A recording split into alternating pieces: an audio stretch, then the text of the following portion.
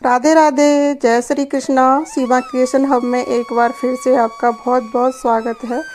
साथियों, हमारे हिंदू धर्म में सप्ताह के 7 दिन किसी न किसी भगवान की लिए विशेष पूजा का महत्व रखते हैं।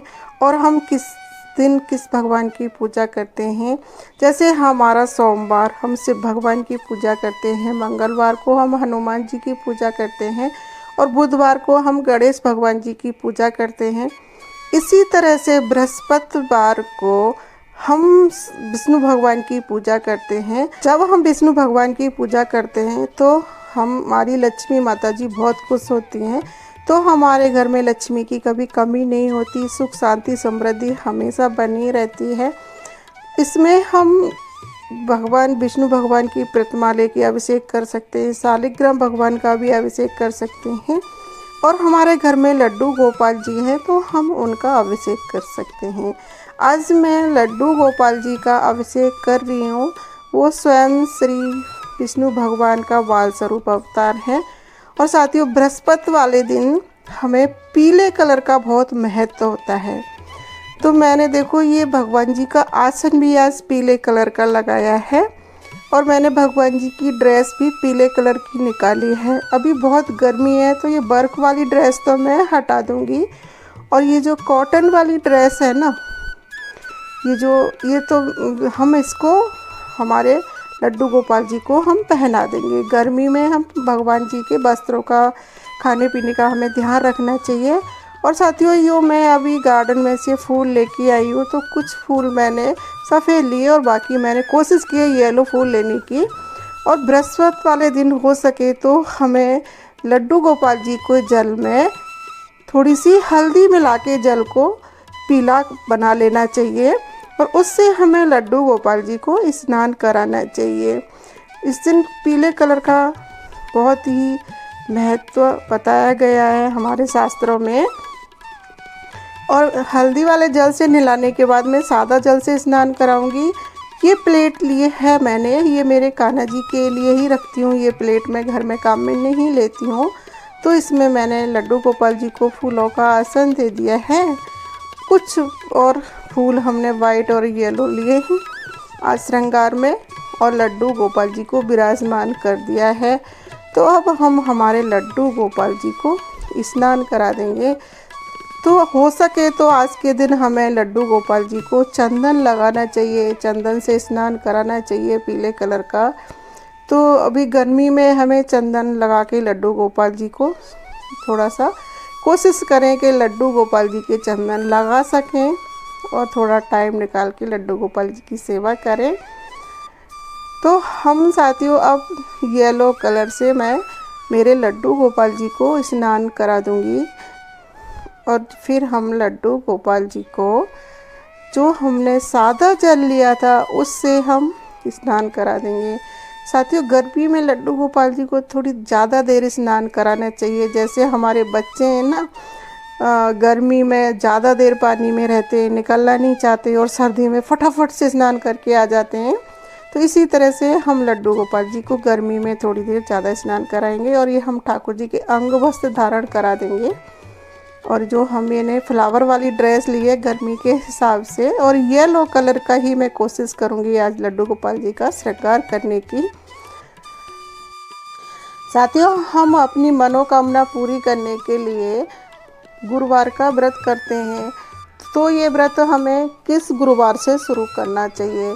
ज्योतिषियों के अनुसार गुरुवार का व्रत की शुरुआत पौष महीने को छोड़कर किसी भी महीने के शुक्ल पक्ष के पहले बृहस्पति के दिन से हमें शुभ माना जाता है। और साथियों, हमें गुरुवार के कितने व्रत रखने चाहिए? भगवान विष्णु और बृहस्पति देव की कृपा बनी रहे तो इसके लिए लगातार हमें 16 गुरुवार का व्रत कर रखना चाहिए और 17वें को हमें उद्यापन कर देना चाहिए।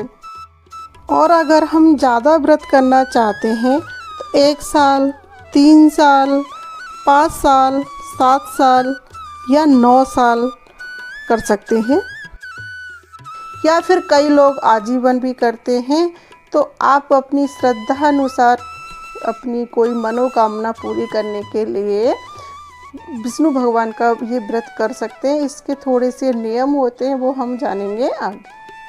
जब हम लड्डू गोपाल जी की सेवा करते हैं या हम विष्णु भगवान जी की सेवा करते हैं और हम बृहस्पति का व्रत करते हैं तो हमारी माता लक्ष्मी जी हमसे बहुत प्रसन्न होती हैं और हमारे घर में सदा लक्ष्मी का वास होता है और घर में सुख समृद्धि शांति बनी रहती है।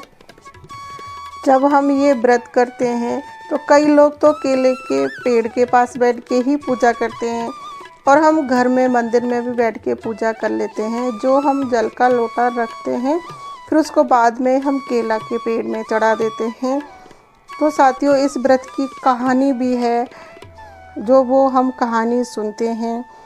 और यहाँ पर लड्डू भगवान जी को तुलसी चढ़ा दी है हमने। और इस व्रत के थोड़े से नियम भी होते हैं कि हम केले के पेड़ के पास बैठ के पूजा तो करते ही हैं और तो हम लड्डू गोपाल जी को भोग लगा रहे हैं। तो हमने यहाँ थोड़ी सी तुलसी रखी है। कोशिश करें कि बृहस्पति वाले दिन लड्डू गोपाल जी को पीले कलर का भोग लगाएं और हो सके तो गुड़ और चने का भोग लड्डू गोपाल जी को ज़रूर से लगाएं। ये काला काला गुड़ दिख रहा होगा आपको, ये देसी गुड़ है इसलिए काला सा दिख रहा है। तो आप चने का और गुड़ का पीले कलर की वस्तु का भोग लगाएं लड्डू गोपाल जी को। गर्मी में ठंडा ठंडा भोग भी लगाएं और घी का दीपक ज़रूर से जलाएं। लड्डू गोपाल जी की आरती उतारें। घी के दीपक का विशेष महत्व होता है। जब हम घी का दीपक जला के विष्णु भगवान की आरती करते हैं ना तो माता लक्ष्मी बहुत प्रसन्न होती हैं और हमारे घर में सदैव वास करती हैं। जब हम गुरुवार का व्रत करते हैं और कहानी सुनते हैं तो हम एक जल का लोटा भर के रखते हैं। उस जल को हम केले के पेड़ में डाल देते हैं या हम केले के पेड़ के पास बैठ के ही कहानी सुनते हैं। तो साथियों, हमारे हिंदू धार्मिक मान्यताओं के अनुसार जो हमारे केले का पेड़ होता है ना उसमें बृहस्पति देव गुरु का वास होता है और स्वयं लक्ष्मी नारायण भगवान विष्णु जी का भी वास होता है। तो जब हम बृहस्पति का वार का व्रत करते हैं ना यानी गुरुवार का व्रत करते हैं तो हमें केला कभी नहीं खाना चाहिए और हमें पीली वस्तु का दान करना चाहिए। गुरुवार के व्रत में हमें उड़द की दाल, मांसाहार, मदिरा पान से परहेज रखना चाहिए और इस दिन हमें पीली वस्तु का दान करना चाहिए और लड्डू गोपाल जी को विशेषकर पीली वस्तुओं का ही भोग लगाना चाहिए। आप चपाती बनाते हैं ना तो उसमें थोड़ा सा बेसन डाल के लड्डू गोपाल जी को चपाती बना सकते हैं।